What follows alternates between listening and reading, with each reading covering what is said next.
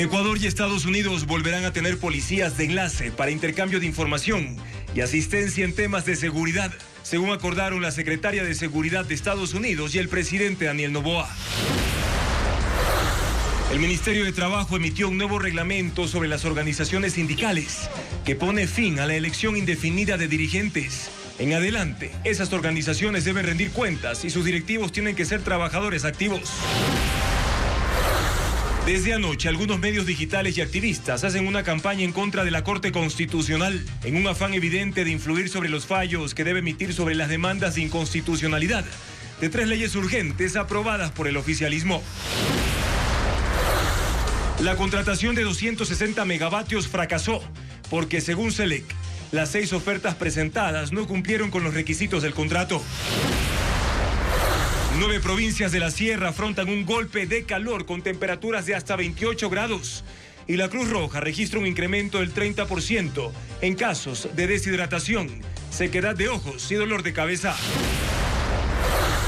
Se profundiza la pugna entre el alcalde de Guayaquil, Aquiles Álvarez, y la prefecta del Guayas, Marcela Aguiñaga, por la construcción de un puente en Guayaquil, pugna en la cual también participa el gobierno. Se suspendió definitivamente la carrera Vuelta al Ecuador tras el violento accidente ocurrido ayer en Ambato, que dejó 2 muertos y 6 heridos. Mañana entrarán en vigencia los nuevos aranceles que impone Estados Unidos a las exportaciones de gran parte del mundo, entre ellos a Ecuador.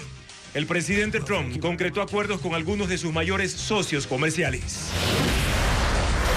Televistazo siguió en los manglares a 350 pescadores artesanales que capturaron cangrejos rojos en Naranjal y describe cómo vivieron esta extensa jornada de recolección 5 días antes del Festival Nacional de ese crustáceo. Jueves 31 de julio, amigos. Muy buenas noches, bienvenidos a la información destacada de este día, aquí en Televistazo Estelar. Ecuador y Estados Unidos firmaron hoy un acuerdo para compartir información biométrica de terroristas y pandilleros. Así lo anunció Kristi Noem, secretaria de Seguridad de la Casa Blanca, tras reunirse con el presidente Daniel Noboa en el Palacio de Carondelet en Quito. Paul Romero, con un resumen de la cita.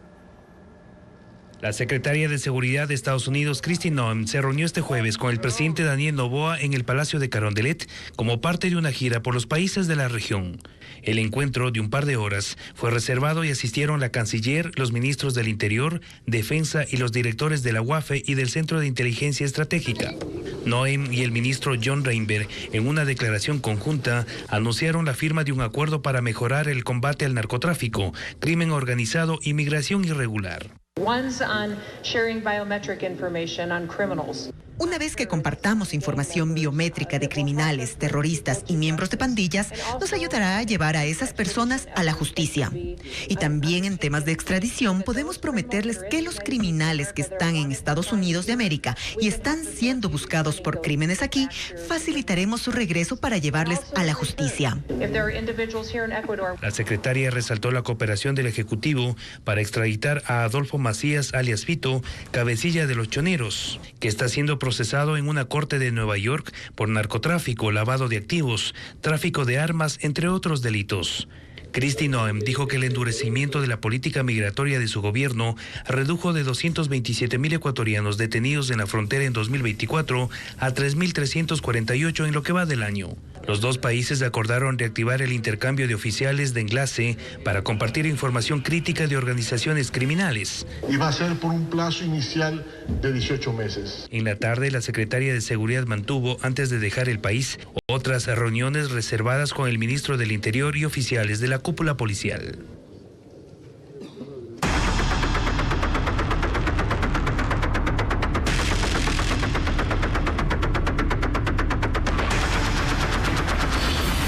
Sindicatos, el fin de las dinastías. El Ministerio del Trabajo emitió un reglamento que modifica el mecanismo para elegir a las directivas sindicales.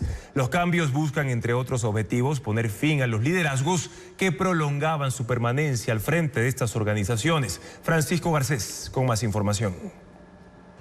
El Ministerio de Trabajo intenta terminar con los cargos vitalicios en las organizaciones sindicales. La ministra Ivonne Núñez puso en vigencia un nuevo reglamento de funcionamiento que, entre otras cosas, prohíbe la reelección indefinida de los dirigentes. Ahora la reelección será por un periodo y quien quiera reelegirse deberá esperar un periodo adicional. El reglamento hace cambios sustanciales, prohíbe a las directivas prorrogar sus funciones y obliga a que las elecciones se convoquen 90 días antes del fin del periodo. En el reglamento anterior no constaban los plazos para las elecciones y no prohibía la prórroga indefinida. La nueva norma también aborda vacíos en el reglamento anterior. 2 ejemplos. En caso de falta de un dirigente que no tenga un suplente, será la Asamblea General la que deberá elegir al reemplazo para evitar así que se elijan sucesores a dedo de líderes sindicales. E incluye un nuevo requisito para ser dirigente sindical: ser trabajador activo bajo relación de dependencia. El documento obliga a que las organizaciones sindicales entreguen hasta marzo de cada año al Ministerio de Trabajo un informe técnico y financiero que contendrá lo recaudado durante el año, la identificación de las fuentes del financiamiento, el informe de uso de esos fondos y la constancia de la rendición de cuentas hecha a sus afiliados. Ahora hay otros requisitos para inscribir directivas, formar organizaciones, registrarlas en el Ministerio de Trabajo, así como sobre las causales de disolución. Este reglamento se hizo público hace 2 días y por ahora los sindicatos no han reaccionado. La Ley de Integridad Pública sigue acumulando demandas en la Corte Constitucional. Este jueves, organizaciones de trabajadores presentaron una acción de inconstitucionalidad contra esa norma para que se suspendan 3 aspectos que consideran peligrosos: devolver la indemnización para volver al sector público, eliminar la temporalidad para los servidores con contratos ocasionales y la pérdida de estabilidad para los funcionarios de carrera. Durante la tarde también protagonizaron plantones en el norte de Quito. El Frente Unitario de Trabajadores, el FUT, prevé movilizaciones para rechazar los recientes despidos en el sector público.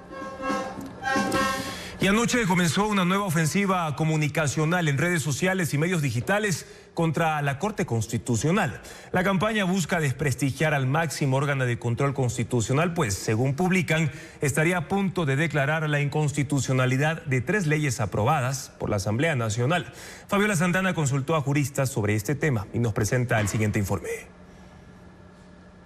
Desde anoche la Corte Constitucional es blanco de críticas en la red social X. Algunos activistas y medios digitales tratan de influir en los fallos que esa Corte debe emitir tras las demandas de inconstitucionalidad de las 3 leyes económicas urgentes que aprobó la Asamblea de mayoría oficialista. La línea de tiempo y narrativa que manejan evidencian que es una campaña concertada de desprestigio en contra del máximo órgano de control constitucional. La tesis que manejan es que las leyes de Daniel Noboa son necesarias y urgentes para el país y que la Corte es un obstáculo para el progreso. Se trató de respuestas urgentes para una situación límite. Y ahora, con un formalismo dogmático, la Corte parece dispuesta a decir que todo eso debió esperar. ¿Esperar qué cosa? Esperar caos. El discurso de los activistas promociona la idea de que se debe tumbar la Corte e incluso reemplazarla con una sala en la Corte Nacional. No sería lo más saludable. La Corte debe ser un organismo independiente, contramayoritario. Es el último bastión de institucionalidad que tiene el país. No responden a un interés económico y tampoco están a golpe de teléfono de ningún político. Eso es lo que molesta a ciertos actores y quienes creemos en el Estado de Derecho tenemos que defender. Para los juristas, la Corte solo cumple con su rol de control constitucional y que el problema de fondo son los vicios de inconstitucionalidad que presentaron desde un inicio los proyectos del Ejecutivo, sea por ignorancia o de manera intencional. Una mezcla de las dos, tanto de ignorancia como por aplicar lo que en política se denomina la teoría de los hechos consumados. Es decir, una vez cometida una ilegalidad, como sucedió en este caso, confrontar y encontrar un enemigo en la Corte Constitucional. La Corte está cumpliendo su rol. Podemos discrepar en las decisiones de la Corte, yo muchas veces lo hago, pero hay que dejarle que cumpla su rol. La Corte debe ser totalmente autista del poder. Los constitucionalistas concuerdan en que si el gobierno busca pasar leyes que no están acorde a la Constitución, debe reformar primero la Carta Magna. La Comisión de Fiscalización de la Asamblea Nacional quedó enredada en su propio entramado. El proceso para investigar la corrupción en el sistema público de salud terminó salpicando a su impulsador, Ferdinand Álvarez. Él preside esa comisión y pese al respaldo del bloque oficialista, no ha logrado desarticular las acusaciones que lo involucran con las irregularidades que dice estar fiscalizando. Veamos. La Comisión de Fiscalización de la Asamblea Nacional, alguna vez considerada una simple comisión de archivo y que recuperó su estatus con la presidencia de Fernando Villavicencio, se encuentra en el ojo de la tormenta. Todo comienza con una contradicción imposible de ignorar. Su presidente, Ferdinand Álvarez, proviene del correísmo, que fue siempre ajeno a la fiscalización, y ahora lidera una comisión que debería investigar al poder, que recientemente lo acogió. El escándalo estalló cuando Álvarez decidió que para fiscalizar la corrupción en el sector de la salud debía dar palestra pública a un sentenciado 5 veces por corrupción y que fue a la Asamblea a prender el ventilador y lanzar acusaciones sin presentar una sola prueba. Yo entregaba el dinero a Javier Jordán. Yo entregaba el dinero y sabía, y no tengo cómo comprobarlo lamentablemente, pero por boca de él, que eso era para financiar campañas políticas de ciertos partidos. Partido de Revolución Ciudadana. En ese tiempo Álvarez era militante y candidato de la Revolución Ciudadana y se puso él mismo en jaque porque su candidatura también pudo haber sido financiada con esos recursos. De eso, en todo caso, no ha dicho nada. En su declaración, ausente de preguntas por parte de los integrantes de la Comisión de Fiscalización, Salcedo mencionó a Javier Jordán, uno de los investigados en el caso Metástasis. Jordán pidió ser recibido telemáticamente en la comisión y al no tener respuesta positiva, contó en sus redes sociales que tenía en su poder documentos sobre la corrupción en el sistema de salud e involucró al presidente de la Comisión de Fiscalización. Álvarez quedó atrapado en su propia movida. Debe investigar un caso en el que él mismo, según Jordán, está implicado y en el que se enredó porque terminó reconociendo que fue a Estados Unidos a buscar pruebas contra Guillermo Lasso que abonen al operativo político que el correísmo montó para sacarlo del poder. Así, Ferdinand Álvarez ha acumulado factores en su contra, dio tribuna a un convicto y convirtió el escenario de fiscalización en tarima de show político. Ahora, en vez de tener que pedir explicaciones, está forzado a darlas, poniendo al oficialismo en graves aprietos. Por ahora, ADN lo respalda, a pesar de saber que la credibilidad de la Comisión de Fiscalización que está en sus manos está en entredicho y que hay más de 6.000 hojas que tendrán que hacerse públicas y en las cuales constan, según lo dicho por Javier Jordán, información que puede comprometer a Ferdinand Álvarez. Mañana entrarán en vigencia los aranceles de Estados Unidos a las exportaciones de gran parte del mundo. El presidente Donald Trump concretó varios acuerdos con algunos de sus mayores socios comerciales. El informe con Iliana Suárez. Mañana entrarán en vigor los aranceles de Estados Unidos para sus socios comerciales. La mayoría se ha alcanzado por negociaciones desde que Trump lanzó la guerra comercial en abril. El mayor de los acuerdos se logró con los países de la Unión Europea, que aceptaron un arancel del 15% para sus automóviles, medicamentos, semiconductores, maquinaria industrial y chips tecnológicos. A cambio, Europa invertirá 750.000 millones en energía y otros 600.000 millones en la compra de equipo militar estadounidense. Trump pone a Reino Unido un arancel del 10% para productos similares de la Unión Europea y un 25% para el acero y aluminio de ese país. Con Corea del Sur, Trump fijó un arancel del 15% para autos, repuestos, electrodomésticos y semiconductores. A cambio, Seúl comprará 100.000 millones en recursos energéticos. La tarifa para Japón es del 15% para los mismos productos e invertirán 350.000 millones de dólares en gas licuado y productos energéticos. Aún está pendiente cerrar un acuerdo con Canadá. Para México ha postergado cualquier decisión por 90 días después de conversar esta mañana con la presidenta Claudia Sheinbaum. Mientras que a Brasil le ha impuesto una de las tarifas más altas, 50% para importaciones brasileñas, y no por cuestiones comerciales, sino por las diferencias políticas que enfrentan a Trump con el gobierno de Lula da Silva. CELEC declaró desierto el concurso para alquilar equipos generadores de 260 megavatios. La contratación no prosperó porque, según el organismo, ninguna de las 6 ofertas cumplió con los requisitos establecidos en los pliegos del contrato. Francisco Garcés tiene el informe sobre este tema. Selec declaró desierto el proceso para alquilar equipos que generen 260 megavatios desde la central Enrique García en Pascuales. Es el cuarto intento fallido para conseguir esa energía en 9 meses. Y para que fuera más expedito, había sido propuesto bajo la figura de giro específico del negocio. El exgerente de Selec, Gustavo Sánchez, autorizó el proceso el 9 de julio y ese mismo día los pliegos fueron publicados en el portal de compras públicas. En medio del concurso hubo un remesón en Selec y el Ministerio de Energía. El 14 de julio, la Contraloría determinó irregularidades en el contrato para la construcción de la central térmica Esmeraldas 4. Eso costó el puesto al viceministro de Energía, Fabián Calero, y al entonces gerente de Selec. El 18 de julio, Jorge Jacome asumió la gerencia de esa empresa y delegó a Electroguayas, también con nuevo gerente, que siga la contratación que se planificó con un presupuesto de $260 millones. 4 días después se abrieron las 6 ofertas y la comisión calificadora encontró que ninguna cumplía con lo pedido por Selec. Esto obligó a que el proceso se detenga. Este fue el último intento para alquilar esa generación térmica.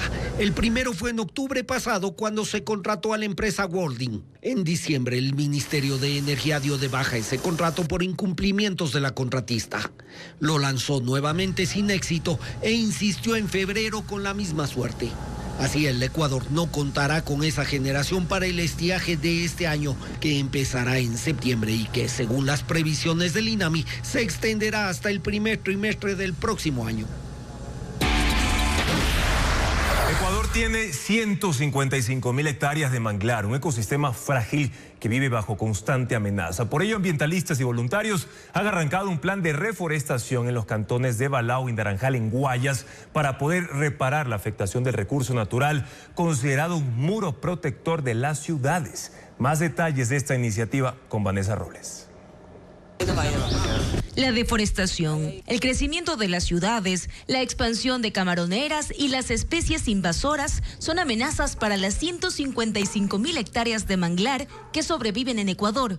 Según datos oficiales del Ministerio de Ambiente, Guayas tiene la mayor población de estos árboles leñosos, con el 68%. En total, esta provincia tiene 106.176 hectáreas de manglar, seguida por Esmeraldas, con 25.289 hectáreas. El Oro, con 19.095, y Manabí, 3.526 hectáreas. Las zonas de vegetación más vulnerables están en el Golfo de Guayaquil y sus alrededores. Por ello, ambientalistas y docentes de la Universidad de Espíritu Santo, junto a la Prefectura del Guayas, iniciaron el proyecto Restauración de Manglares en Balao y Naranjal, que interviene en 30 hectáreas de ambos cantones. El trabajo empezó hace 2 meses. Los voluntarios han capacitado a los comuneros para el mantenimiento de la vegetación y junto a 103 pescadores y cangrejeros de Balao están elaborando viveros de varias especies de manglar. Los talleres también se impartirán a 150 comuneros de Naranjal. Los manglares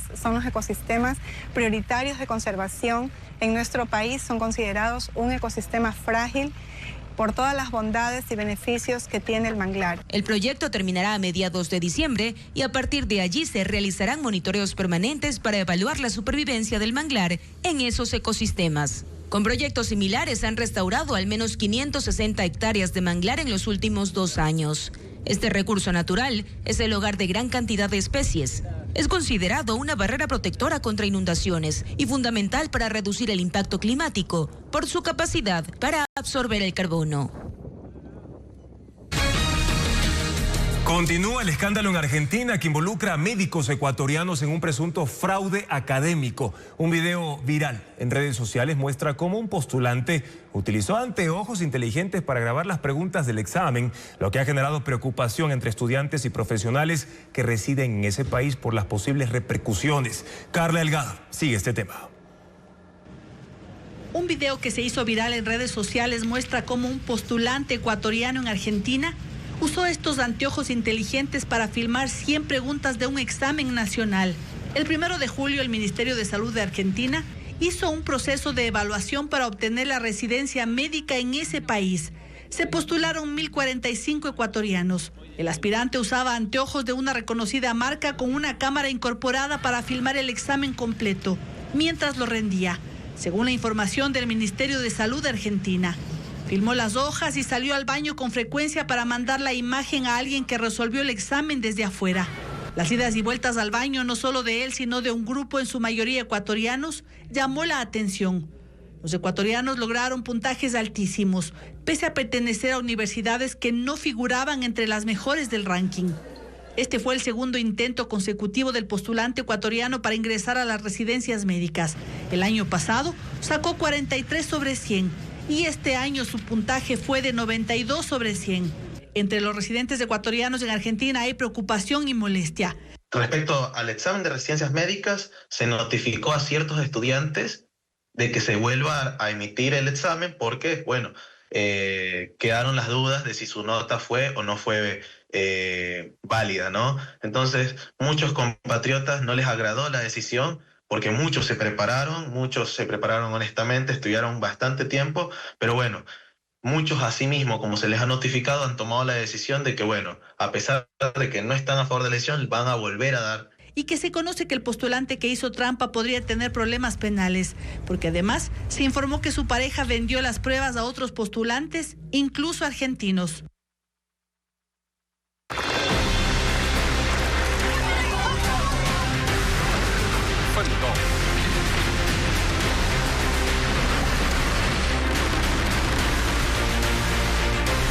Mundo. El gobierno de Donald Trump otorgó a la empresa petrolera estadounidense Chevron una licencia limitada para operar en Venezuela, permitiéndole retomar las actividades. La compañía no podrá transferir ingresos por ventas de petróleo al régimen de Nicolás Maduro. La medida llega tras vencerse un plazo impuesto por Washington para cerrar transacciones con la corporación PDVSA. Otras 6 petroleras extranjeras también esperan permisos similares. Una tormenta de arena desató pánico en la ciudad de Ica, en Perú. Una nube de polvo gigantesca se formó en las Pampas, donde están las famosas líneas de Nazca. Los habitantes vieron cómo la arena se acercaba a zonas urbanas y de pronto quedaron cubiertos. Dijeron que nunca habían visto algo así. La visibilidad se redujo drásticamente, el tránsito se vio restringido en calles y carreteras e incluso en Lima, la capital, se reportaron vientos anómalos después de la tormenta. Meteorólogos dijeron que el viento que levantó la nube de arena se originó en el litoral marítimo, donde varios puertos fueron cerrados a la actividad pesquera. Por décadas se ha discutido la propuesta denominada Solución de dos Estados para resolver la histórica crisis de Medio Oriente entre Israel y el pueblo palestino.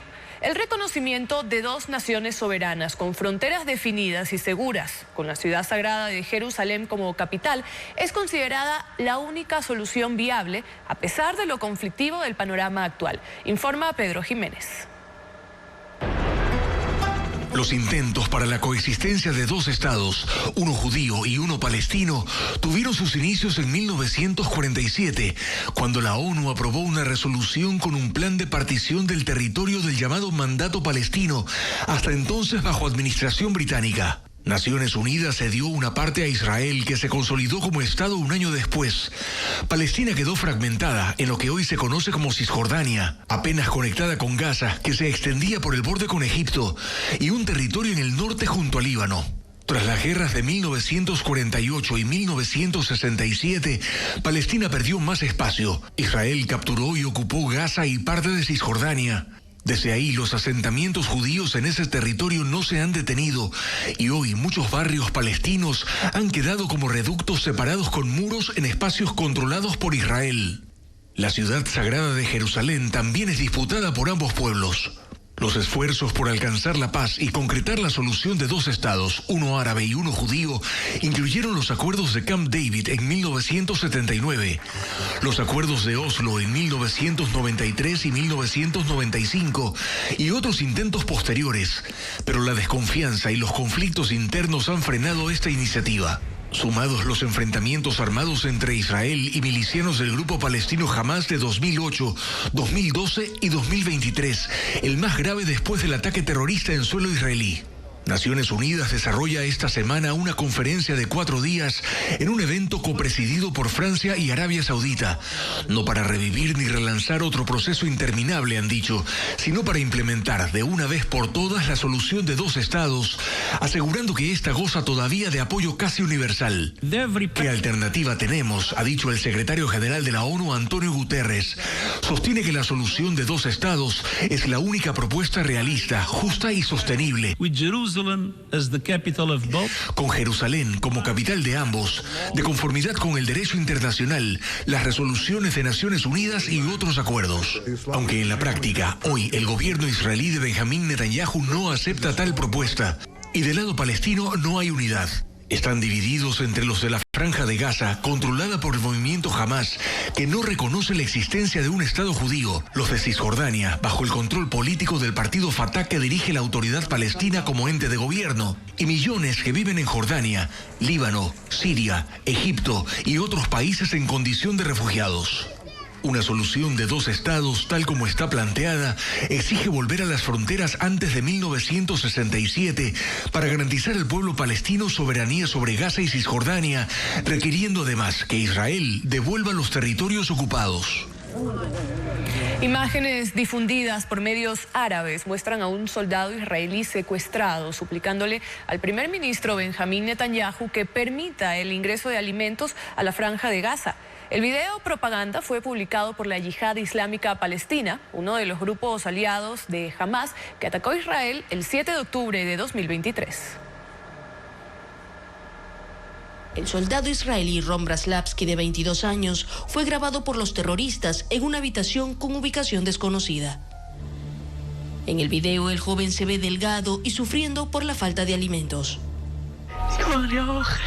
Luego suplica al gobierno de Benjamín Netanyahu que permita la entrada de comida a la Franja de Gaza. Dice que si no lo hace por los niños inocentes que están muriendo, lo haga por los israelíes que, como él, siguen secuestrados. Las imágenes fueron difundidas por las brigadas de Al-Quds, la Yihad Islámica Palestina, uno de los grupos armados que opera en la Franja de Gaza, financiado por Irán. Fue publicado hoy, pero en un texto aseguran que grabado antes del 22 de julio, cuando se perdió el contacto con el rehén y sus captores tras un ataque israelí en Deir al-Bala, en el centro de Gaza. La Yihad Islámica es uno de los grupos liderados por Hamas que lanzó el ataque en Israel el 7 de octubre de 2023. Según investigaciones de las fuerzas israelíes, fueron la segunda organización terrorista con mayor número de rehenes capturados ese día. Actualmente se calcula que hay 50 secuestrados en Gaza, 30 se presume que murieron y del resto se desconoce su estado y quiénes los tienen. Un juego mecánico se desplomó con sus usuarios en Arabia Saudita. El accidente ocurrió anoche en el Parque Montaña Verde, en la ciudad de Taif, en el oeste de ese país. 23 personas resultaron heridas y 3 se encuentran en estado crítico. El aparato funcionaba como un gran brazo giratorio que se partió y cayó. Las autoridades sospechan de una negligencia en el mantenimiento y la falta de inspecciones técnicas. Un concierto de rock con los éxitos de la banda británica Queen en Guayaquil y un recital con las baladas románticas de siempre en Quito constan entre los eventos culturales de esta semana. Vamos a revisar ahora la agenda de entretenimiento.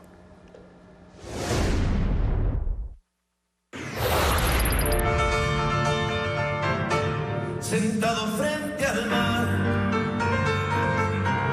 mil besos yo le di. Los éxitos románticos de José José, Camilo VI, José Luis Perales y otros artistas sonarán en la Casa de la Música de Quito. Yo no he conocido nada más dulce que tú. El recital Baladas del Alma estará a cargo de la Orquesta Sinfónica Nacional y tendrá como invitado especial al Trío Colonial. La cita musical será el viernes 1 de agosto a partir de las 8 de la noche. Dime, dime, amor, dime que es verdad. Disculpen, ¿y a dónde se fue el sistema? Les digo yo no. Hasta este domingo 3 de agosto está en cartelera Todos los Omotos que Soy en Casa Toledo de Quito. Protagonizada por el actor Jerónimo Meneses, el monólogo convierte la sala teatral en un consultorio psicológico lleno de confesiones, discusiones absurdas, crisis existenciales y también risas. La función empieza a las 8 de la noche. ¡Ay, qué hermoso! Y por dentro están pensando, ¿cómo habrán cuidado?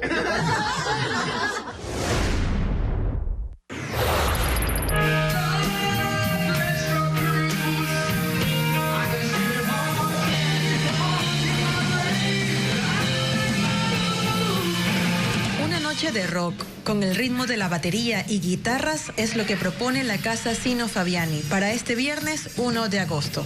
Los integrantes de The Great Queen Band rendirán un homenaje especial a la banda británica liderada por el fallecido Freddie Mercury.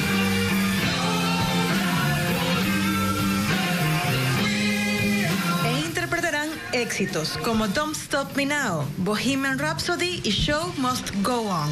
El concierto comenzará a las 9 de la noche. Y ahora vamos a revisar cómo estará el clima para el inicio de agosto, para mañana, viernes 1 de agosto. En la Amazonía se prevén temperaturas que van desde los 22 hasta los 30 grados centígrados, con niveles muy altos de radiación ultravioleta que alcanzan el nivel de 9, a tener mucho cuidado. Pero también vamos a ver qué pasará mañana en la sierra, en la región interandina. El termómetro oscilará entre 7 y 23 grados centígrados, bastante calor en algunas provincias de la sierra, mientras que la radiación UV llegará a un nivel extremo de 13. ¿Y qué pasará en la costa? Las mínimas serán de 24 y las máximas también, mucho calor, 29 grados centígrados, reitero, en la región del litoral, y se pronostica un índice UV de 9, lo que significa un nivel muy alto. Así que por favor a usar protector solar, vestimenta adecuada y principalmente evitar exponerse por mucho tiempo a las altas temperaturas. Y ahora vamos a una pausa, pero luego. 5 colegios regresaron a administración militar tras un proceso de traspaso de 2 años. Con esto ya son 26 bajo la dirección del Ejército, la Marina y también la Fuerza Aérea Ecuatoriana, que en conjunto acogen a 26,000 cadetes. Informa Diego Puente. Todos los colegios que el correísmo quitó a los militares hace 14 años retornaron a la administración de las Fuerzas Armadas. El proceso duró 2 años entre los ministerios de Educación y Defensa. Durante las vacaciones escolares del régimen Sierra se traspasaron las últimas 5 instituciones. En total son 26 con 26,000 estudiantes. El ejército es el que más instituciones tiene a su cargo, 14 en 12 provincias. Las últimas en ser traspasadas fueron las unidades educativas Abdón Calderón en Quito y colegios en La Tacunga en Cotopaxi, Shell en Pastaza y en El Coca en Orellana. En total tendrán a su cargo 14,500 cadetes. Las Fuerzas Armadas deben hacer fuertes inversiones por institución para arreglar baños, aulas, laboratorios y edificaciones históricas. Estas estructuras patrimoniales que no se las puede en cierta forma modificar, si no es necesario restaurarlas, aproximadamente para la recuperación y la restauración de estas 2 infraestructuras necesitamos un valor de aproximadamente $300,000. La Marina tiene 6 colegios en 5 provincias y la Fuerza Aérea Ecuatoriana posee 5 unidades educativas en 4 provincias. La semana anterior tomaron administración del colegio FAE número 1 en Quito. Los colegios militares pasaron de ser fiscales a fiscomisionales, es decir, cobran una matrícula de $56 y una pensión mensual de $90 en promedio. Aunque la educación militar será abierta al público en general, habrá preferencias por los hijos de personal activo. Por su especificidad de las operaciones, es rotado, cada año, cada 2 años, a diferentes regiones del país. Y es necesario que el militar que se moviliza con su familia cuente con una educación acorde a lo que necesita su familia. Hace 14 años, el gobierno de entonces dispuso que 20 de estos 26 colegios pasen al sistema público. Los militares se quedaron en las instituciones consideradas insignias. Hubo reclamos de padres de familia que buscaban mantener la educación militar. Los sectores financiero y empresarial encontraron una forma de financiar proyectos de impacto social y ambiental. La Bolsa de Valores lo llama bonos temáticos, y es que en los últimos 6 años han conseguido $919 millones para ese objetivo. Patricio Díaz tiene más detalles de esta iniciativa. El financiamiento para proyectos de impacto ambiental o créditos para mujeres, por ejemplo, tiene más opciones en los últimos años. El sector financiero y el empresarial encontraron recursos en la emisión de bonos temáticos, es decir, títulos de inversión a largo plazo con tasas de mercado internacional, más bonificaciones por riesgo. Desde 2019, el sector privado captó 919 millones de dólares en estos bonos. El primero fue Banco del Pichincha, que ha emitido 450 millones en bonos verdes. Están también Guayaquil, Produbanco, Internacional, Bolivariano y El Solidario, que junto a cooperativas de ahorro y crédito se enfocó en bonos de género, es decir, para emprendimientos de mujeres, por ejemplo. El gerente de la Bolsa de Valores de Quito, César Robalino, explica qué hacen las entidades financieras con esos recursos. Dar un crédito para una hidroeléctrica, dar un crédito para una planta fotovoltaica que al final del día es amigable con el medio ambiente, ¿sí? Las cooperativas, por ejemplo, una cooperativa que fue la primera que hizo una emisión de bono de género, es atender a la mujer como emprendedora y como microempresaria. La productora cartonera SA y el grupo Difare fueron las primeras empresas en apostar por este instrumento. Procarsa emitió 15 millones de dólares para materia prima reciclada y la cadena farmacéutica 50 millones el año pasado para reducir su huella de carbono con inversión en energías renovables. Tanto estos bonos como los del sistema financiero pueden ser adquiridos por cualquier persona mediante la Bolsa de Valores, pero han tenido respaldo internacional. Han comprado fondos de inversión extranjeros y multilaterales, que son los que asumen el riesgo de comprar esos títulos, que es una especie de crédito, ¿sí?, a las instituciones financieras bancarias. Junto a bonos verdes y de género, hay emisiones de bonos azules para la sostenibilidad de los recursos hídricos y océanos. Un bono social de diversidad e inclusión para micro, pequeña y mediana empresa de grupos étnicos o comunidades indígenas. Y bonos de inclusión financiera para poblaciones vulnerables. Este año se esperan 3 nuevas emisiones.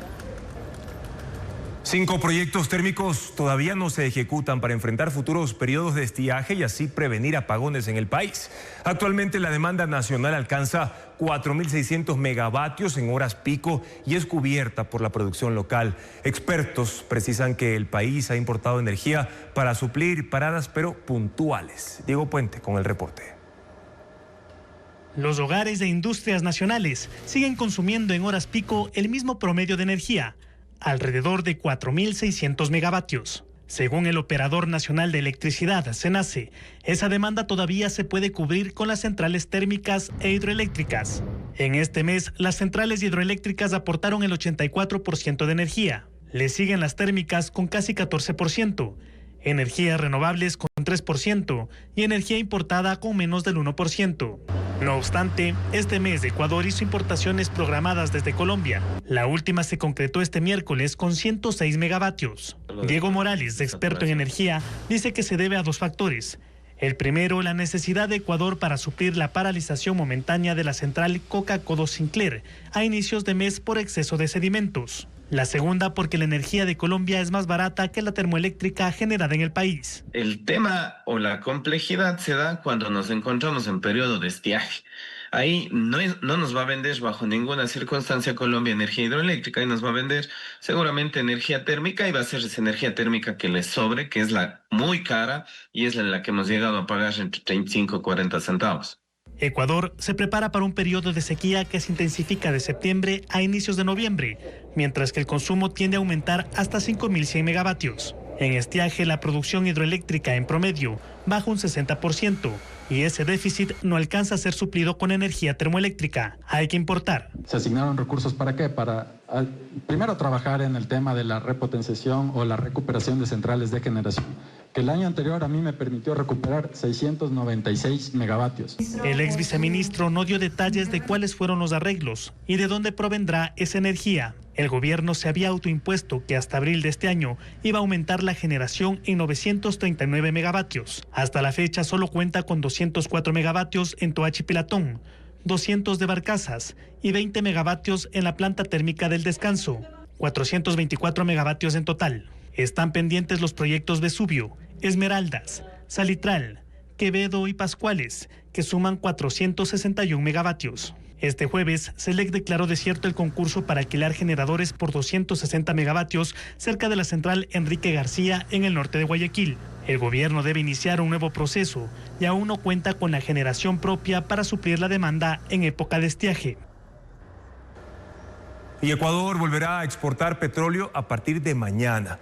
Mediante un comunicado, la estatal Petroecuador informó que levantó la declaratoria de fuerza mayor que estaba vigente desde el 3 de julio. Con esta decisión, la empresa del Estado reanuda la venta de crudo Oriente y Napo para así cumplir con los contratos comerciales. El sistema del oleoducto transecuatoriano, el SOTE, reinició sus operaciones el viernes 25 de julio y desde entonces se han ido restableciendo de manera progresiva estas actividades de transporte y también de comercio internacional del petróleo ecuatoriano.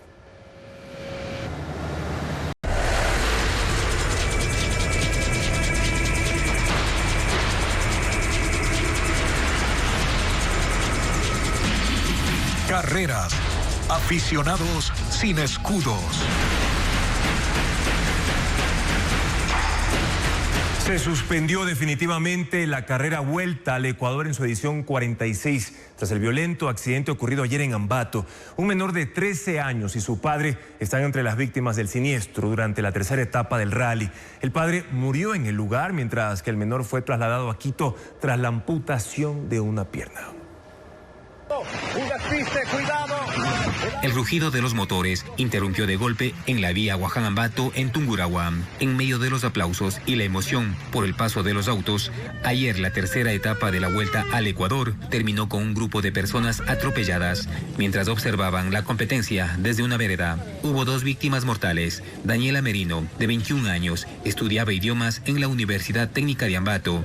Había salido con sus hermanos a distraerse. También falleció Santiago Ortiz, de 52 años, quien había acudido junto a su hijo Luis Felipe, de 13. El menor sobrevivió con heridas graves. Le amputaron una pierna y esta mañana fue trasladado al Hospital Vaca Ortiz en Quito. Su pronóstico es reservado. Otros 3 adolescentes, todos de 17 años, sufrieron fracturas y una mujer de 63 años presenta politraumatismos. Según la policía, el copiloto del auto siniestrado, Álvaro Sevilla, llegó este miércoles por su cuenta a una clínica privada donde permanece internado con lesiones en la columna y fracturas múltiples. Esta tarde, la Federación Ecuatoriana de Automovilismo y Kartismo, FEDAC, anunció la cancelación de la edición 46 del Rally Vuelta al Ecuador.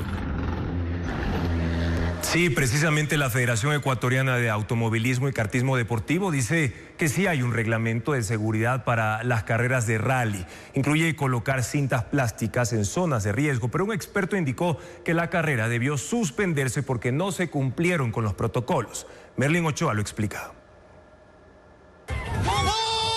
Aunque la etapa del miércoles del rally Vuelta al Ecuador terminó en tragedia, la Federación Ecuatoriana de Automovilismo y Kartismo Deportivo sostiene que existe un reglamento de seguridad que se ejecutó ese día.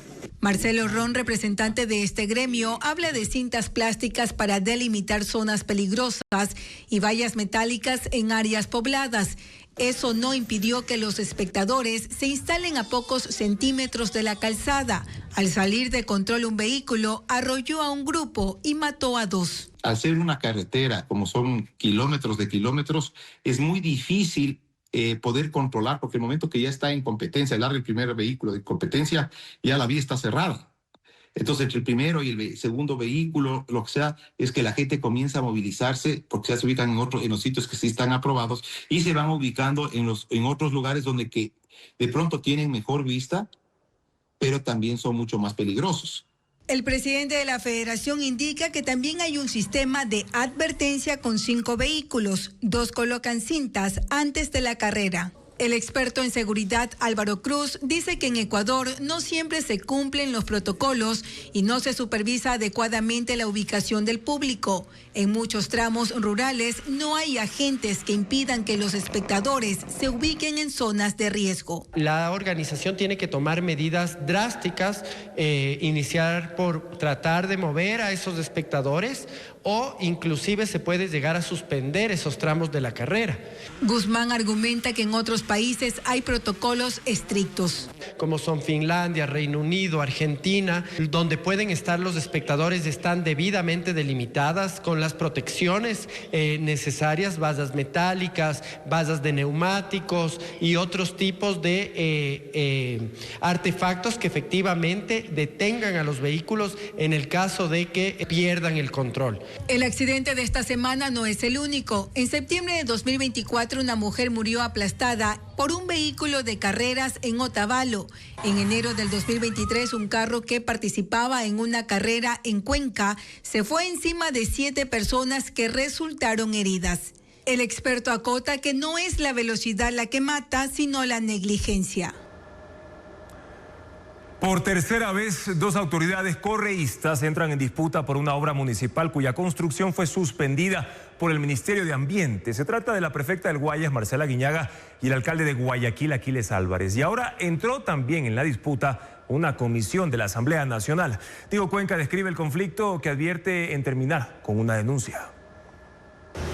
La construcción de un viaducto en el sector de Los Ceibos, que por ahora está paralizada, marca la discordia entre la prefecta del Guayas y el alcalde de Guayaquil. Si es de pitearnos, no piteamos. Los correístas Marcela Aguiñaga y Aquiles Álvarez en redes sociales se acusan de paralizar el desarrollo de su ciudad. La prefectura del Guayas, que tiene que colaborar para el desarrollo de Guayaquil en obras, que nos dio el registro ambiental, ahora dedo nos lo quite. Quedará en la historia que la prefectura del Guayas paralizó el desarrollo de Guayaquil con la obra de Los Ceibos, nada más.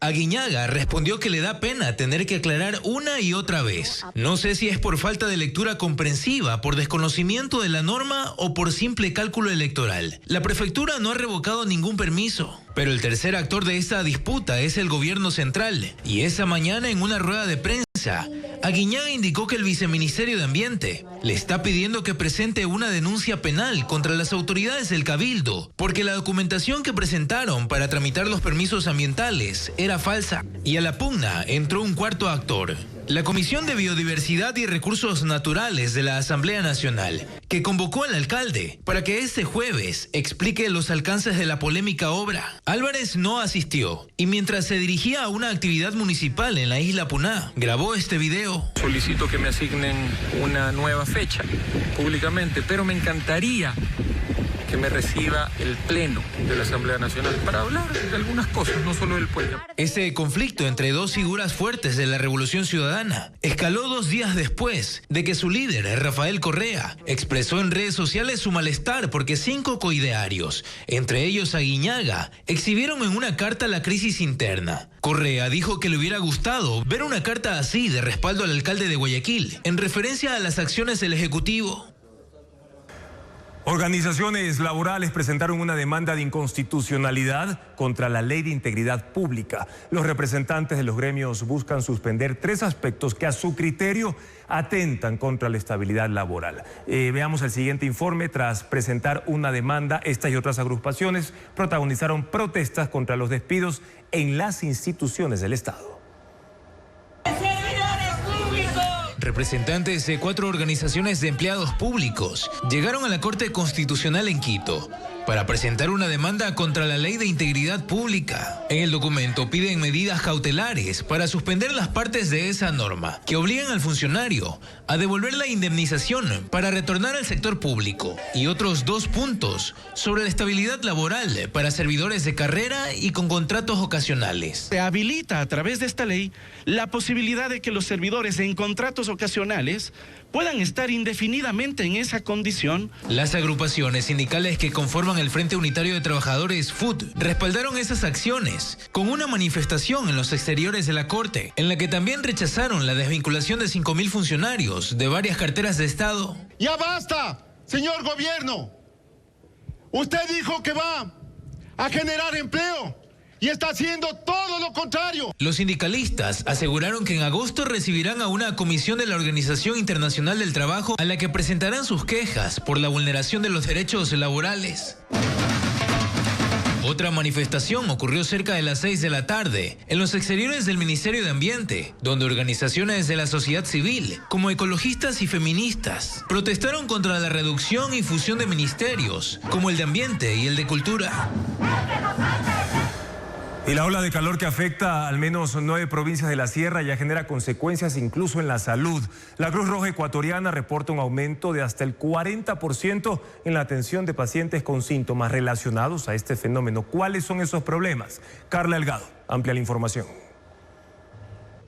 Los niveles extremadamente altos de radiación y las altas temperaturas en 9 provincias de la sierra, que en Imbabura, por ejemplo, llegan a 28 grados, pasan factura en la salud.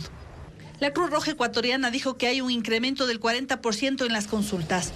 Pacientes que llegan con síntomas de golpe de calor, dolor de cabeza, vómito, problemas gastrointestinales y deshidratación.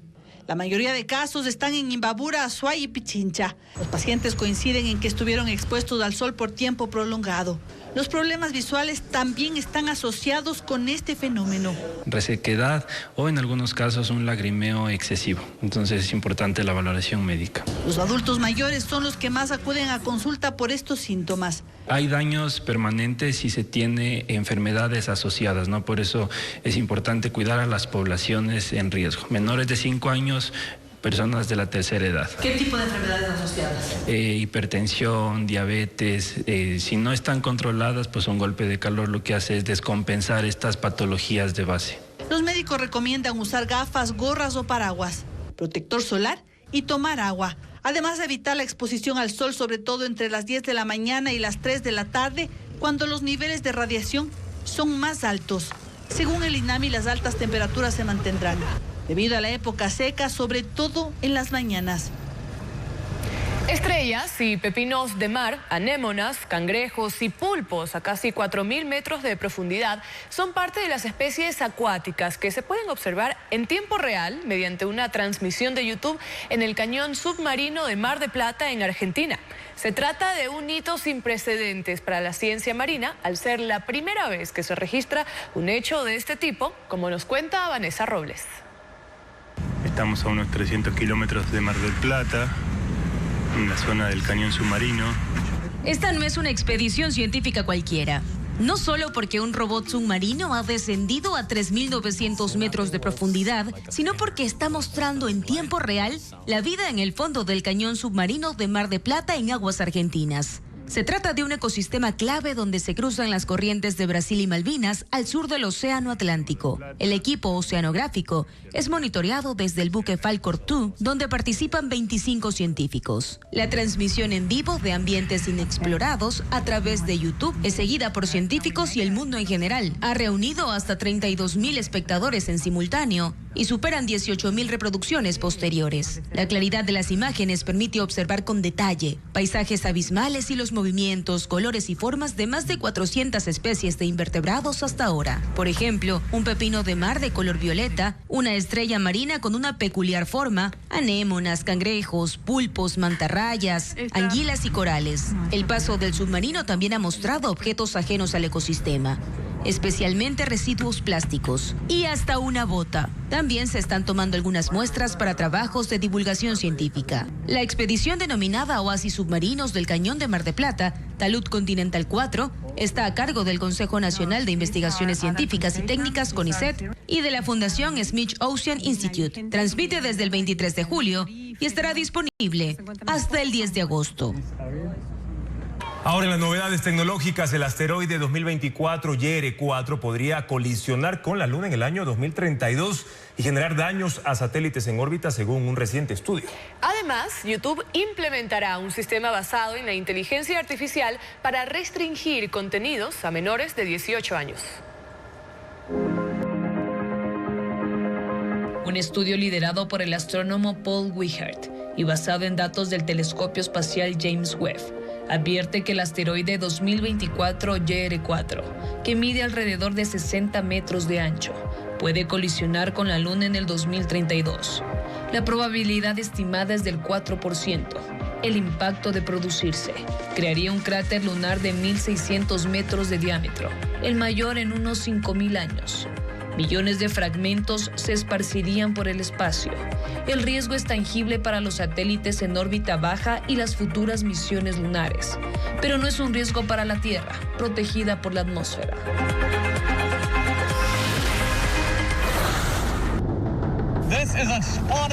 Forrest Galante, biólogo de fauna silvestre, documentó un raro caso de canibalismo durante el rodaje del programa de Discovery, Alien Shark Dead Down Under, en Nueva Gales del Sur, Australia.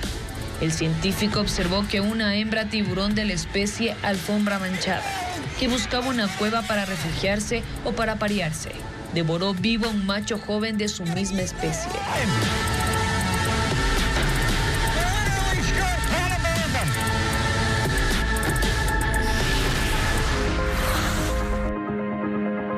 YouTube anunció que a partir del 13 de agosto de 2025 desarrollará un sistema basado en inteligencia artificial para estimar si un usuario es menor de 18 años. Usará entre las señales la actividad y edad de la cuenta. Si el sistema identifica a un adolescente, se activarán protecciones adaptadas. Solo mostrará anuncios no personalizados, habilitará recordatorios de descanso y privacidad y restringirá el acceso a contenido con clasificación de edad. El helado de Paila acaba de ingresar al ranking internacional de Taste Atlas entre los 50 mejores postres fríos a escala mundial. Un reconocimiento que pone en vitrina una tradición artesanal que se mantiene viva desde hace 129 años. Cristian Tinajero visitó a uno de los herederos de esta historia. Lo que comenzó como una tradición ibarreña ahora figura entre los mejores postres del planeta, el helado de Paila. Hoy incluido en el ranking de los 50 mejores postres fríos de Taste Atlas. Se prepara sin electricidad, sin maquinaria industrial y con una técnica artesanal que ha pasado de generación en generación dentro de la familia Suárez. Su creadora, Rosalía Suárez, dio forma a la receta en 1896. Usaba hielo traído del volcán Imbabura para lograr la textura deseada. Esa misma técnica sigue viva en manos de su tataranieto, Ismael Guerrero, quien recuerda que su sabor favorito siempre fue el de mora y que desde niño soñaba con aprender el oficio. Ahora en su local llamado Momalía, en homenaje a mamá Rosalía, como conocían a su creadora, prepara más de 40 sabores. Nosotros sí hemos innovado un poco con los helados. Tenemos varios helados creados ahora, varios otros sabores que con frutos verdes, frutos amarillos, frutos rojos, los helados que son 100% cacao. Hacemos helados veganos. Aunque el proceso sigue siendo el mismo, en una batea cubierta con paja de páramo, se coloca una cama de hielo y sal en grano para bajar la temperatura. Luego, en una paila de bronce que se enfría mientras gira, se vierte el jugo de fruta y tras 15 minutos de batido a mano, el helado está listo. Ismael cuenta que en la esquina de las calles Oviedo y Olmedo funcionó durante 100 años la heladería original de su tatarabuela, donde figuras como el expresidente Galo Plaza probaron el helado. Desde entonces, este postre se ha convertido en un símbolo para Ibarra y en una joya de la gastronomía andina. En medio de creaciones italianas, japonesas o turcas, este helado ecuatoriano destaca en el ranking mundial por su sencillez y por la historia que encierra en cada paila. 54.000 cangrejos van a ser necesarios para la ensalada más grande del mundo y el resto de platos que se prepararán en el Festival del Cangrejo Rojo de Naranjal en Guayas. De hecho, los cangrejeros empezaron ya la recolección hace un mes en jornadas de 4 horas en los manglares del Cantón. Luis Alfredo Zúñiga con las imágenes de cómo se va desarrollando esta actividad. Para recolectar esta cantidad de cangrejo, se empieza desde temprano. A las 7 de la mañana en Naranjal, provincia del Guayas, la actividad está en el recinto Puerto Vaquerizo. Los primeros cangrejeros en llegar fueron Marlon, su hijo y Gabriel. Se pusieron botas, gorras, se untaron repelente y partieron. Mientras aparecía el sol, se sumaron otras personas en sus lanchas, que fueron en grupo. Embarcaciones que entran 15, 12, hay embarcaciones que van 4, 5, la mayoría de los que somos más amistosos andamos hasta 17. Una tras otra aparecieron las embarcaciones en el río Naranjal. Al día, unos 350 pescadores artesanales salen al manglar. Y es necesario, porque para el Festival del Cangrejo Rojo de este domingo se van a consumir 54.000 cangrejos según el municipio. Tenemos un pedido de cangrejo aquí a Naranjal porque nos pidieron pulpa de cangrejo porque nosotros tenemos la planta de Mansur. Nosotros cogemos plancha, 5 atados, 6 atados, en 3 horas. Tras navegar por 40 minutos, se acercan a la orilla del manglar, amarran la lancha e ingresan en el terreno lodoso. Pero antes de empezar, se ponen lo que denominan como camisa para cangrejear, un tipo de bata larga que se abotonan y amarran en la cintura. Ahí guardan los cangrejos. Si lo acomodas bien, entran hasta 30 cangrejos. Los cangrejeros han hecho esta labor desde su adolescencia y son expertos. Introducen por completo su brazo en el lodo, cerca de las raíces del manglar, y sacan los cangrejos. En ciertos casos usan un gancho y van saliendo. Unos más grandes, otros pequeños y los pata gorda. Una de las asociaciones se denomina Nuevo Porvenir, con 115 socios.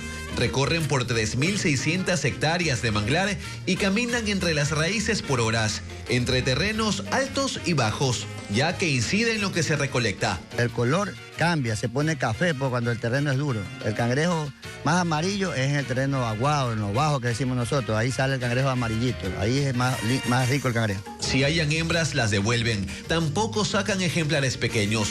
Los ponen en sus camisas y cuando se llenan, los depositan en sacos. Como paso final, arman los atados y las planchas, las remojan en el agua y regresan al muelle.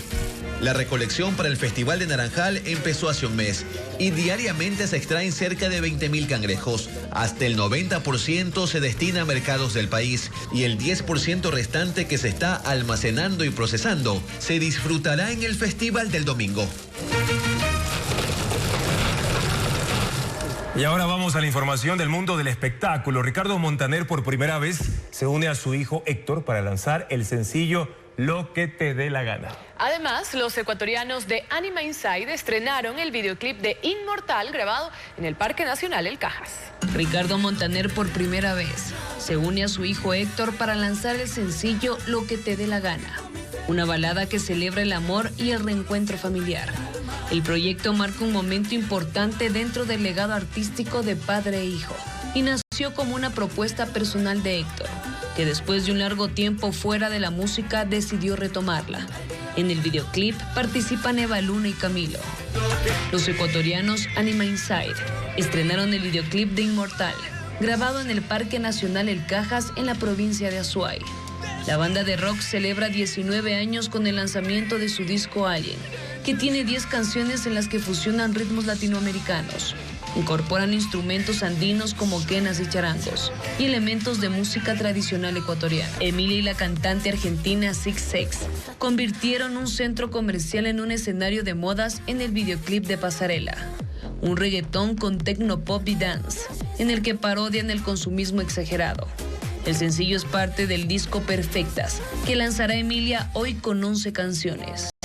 Gracias por su sintonía, amigos. Mañana en contacto directo estarán Marcelo Ron, presidente de la Federación Ecuatoriana de Automovilismo y Kartismo, para analizar, tras el siniestro de Ambato, si la organización de las carreras automovilísticas en Ecuador prevé la seguridad de los aficionados. También Anaí Ortiz, la ecuatoriana campeona en ajedrez, para conocer cómo llegó a esa pasión, cómo se prepara y cuáles son sus metas deportivas. Ella también estudia medicina. Amigos, les recordamos que todas nuestras emisiones las pueden ver en vivo en ecuavisa.com y por supuesto en nuestra app Ecuavisa Play. Gracias por habernos acompañado. Buenas noches.